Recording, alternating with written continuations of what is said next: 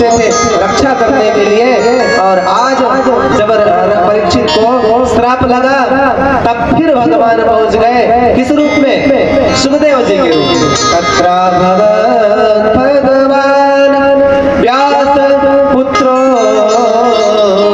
तत्रा भगवान व्यास पुत्रो, अलक्ष्य लिंग को व्यास पुत्र के रूप में माने भगवान ही स्वयं कल्याण करने के लिए पहुंच गए राजा परीक्षित। और जैसे सुखदेव जी पहुंचे, सभी धर्मात्मा संत ऋषि मुनि महात्मा थे, सभी परीक्षित सुखदेव जी को दंडवत करने लगे, प्रणाम कर लेंगे, स्वागत करने लगे। क्यों? क्योंकि श्रेष्ठ थे। क्यों श्रेष्ठ थे? क्योंकि जन्म लेते ही उनको वैराग्य हो गया था। हम लोग तो सब कुछ सुख भोग करके बाद में भगवान के लिए बाद में कथा सुनते हैं, तीर्थ करते हैं कि अब सब कुछ हो गया, जीवन निर्वाह हो गया, अब तीर्थ कर ले और भागवत कथा सुन ले, भगवान के हो जाए।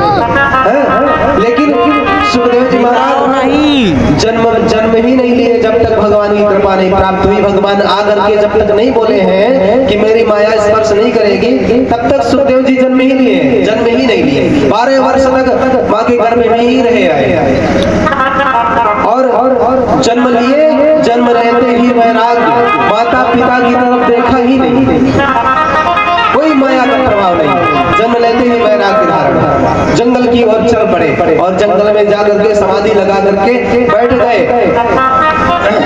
महाराज व्यास जी पुत्र पुत्र कह करके बुला रहे हैं, अरे बेटा सुनो, बेटा आओ, अरे एक बार देख तो लो।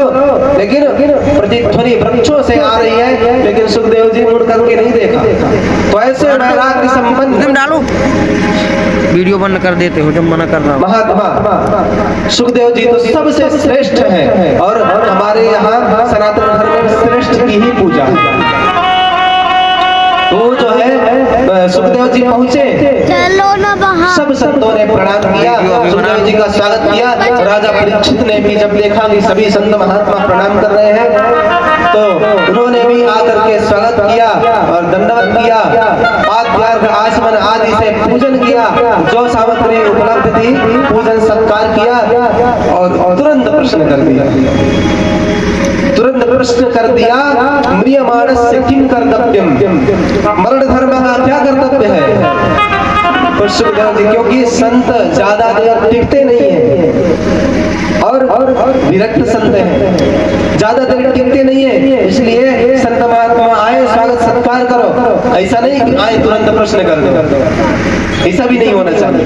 पहले पूजन आदि स्वागत सत्कार करो, बैठाओ, फिर प्रश्न करो, फिर कुछ पूछो, महाराज मेरे कल्याण का मार्ग बताइए।